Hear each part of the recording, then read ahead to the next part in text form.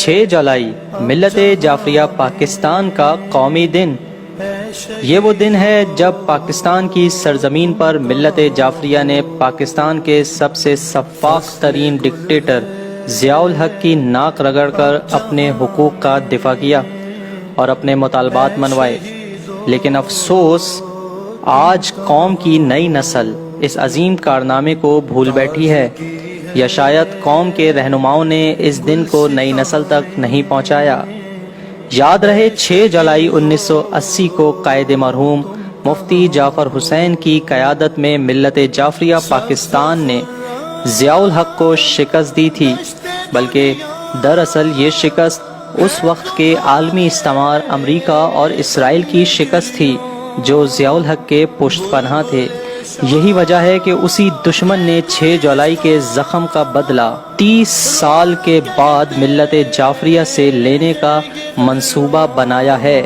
اور اس منصوبے کے تحت آج 6 جولائی ملت جعفریہ کی سربلندی کے دن اسے ملت جعفریہ میں انتشار کا دن بنا کر پیش کیا جا رہا ہے۔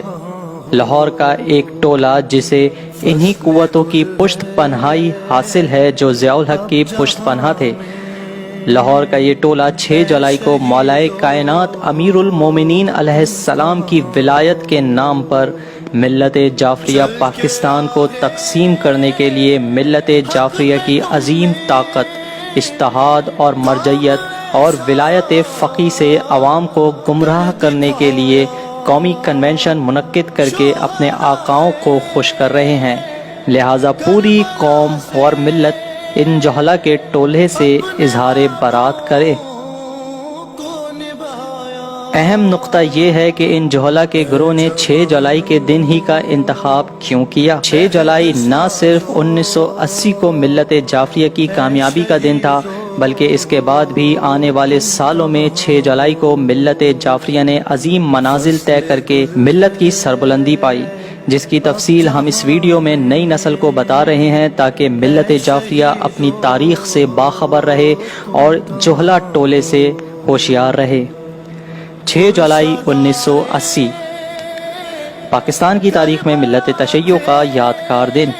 1980 جب ملت تشیع اپنے مطالبات کے حصول کے لیے اسلام آباد میں جمع ہوئے تو مذاکرات کی ناکامی کے بعد عوام نے اپنے قائد مفتی جعفر حسین کی قیادت میں سیکریٹریٹ پر قبضہ کر لیا۔ ماشاء اللہ حکومت نے مذاکرات کے بعد مطالبات منظور کر لیے، جس کے مطابق آئندہ قانون سازی میں فقہ جعفریہ کو محلوظ خاطر رکھا جائے گا۔ اس مارکے میں شور کوٹ کے ایک جوان محمد حسین شاد نے اپنا خون دیا۔ اس کے بعد 6 جولائی 1985 میں جب شہید قائد علامہ عارف حسین الحسینی نے حکومت وقت کو قائد مرحوم علامہ مفتی جعفر سے کیے گئے وعدے کو یاد دلانے کے لیے اور اس پر عمل درآمد کروانے کے لیے احتجاج کا اعلان کیا، 3 صوبائی مقامات لاہور، پشاور اور کوئٹہ میں احتجاجی جلسے ہوئے۔ لاہور میں مسجد شہداء کے سامنے مال روڈ پر جلسہ منعقد ہوا، جبکہ کوئٹہ میں لوگ جب امام بارگاہ سے باہر نکلے تو پولیس نے ان پر اندھا دھند فائرنگ کر دی، جس کے نتیجے میں 16 افراد شہید اور 20 زخمی ہوئے، جبکہ سینکڑوں افراد کو گرفتار کر لیا گیا۔ اسیران کی رہائی کے لیے قائد شہید علامہ عارف حسین الحسینی نے 1 مئی 1986 کو کوئٹہ کی جانب لانگ مارچ کا اعلان کیا۔ لانگ مارچ کی مہم کے نتیجے میں 1 مئی سے قبل ہی تمام اسیران رہا ہو گئے۔ 6 جولائی 1987 شہید مظلوم علامہ عارف حسین الحسینی نے ملت جعفریہ کو سیاسی روڈ میپ دینے کے لیے مینار پاکستان پر ایک عظیم الشان قرآن و سنت کانفرنس کا انعقاد کروایا۔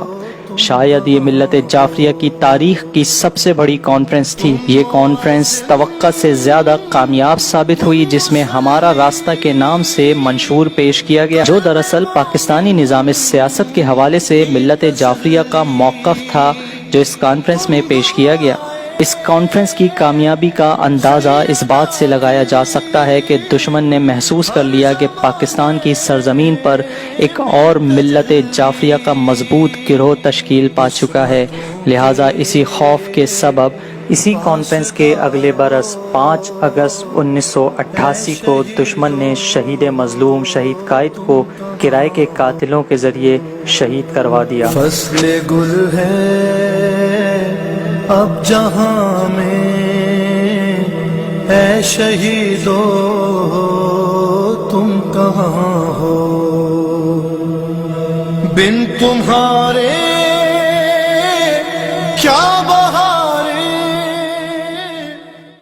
یہ تھی 6 جولائی کی داستان، لیکن آج اسی 6 جولائی کو ملت جعفریہ کی سربلندی کا دن منانے کی بجائے ملت میں تقسیم اور انتشار پیدا کرنے کے لیے لاہور کا ایک ٹولہ، جو کہ دراصل استعماری طاقتوں کا محرک ہے، ملت کو مزید تقسیم در تقسیم کر رہا ہے۔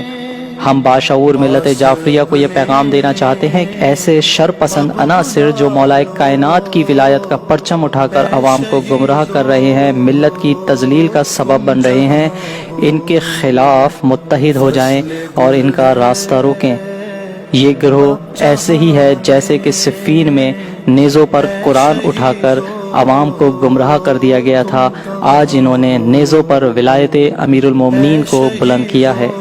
مومنین سے گزارش ہے کہ اس دھوکے سے باز رہیں اور اس دھوکے کو سمجھیں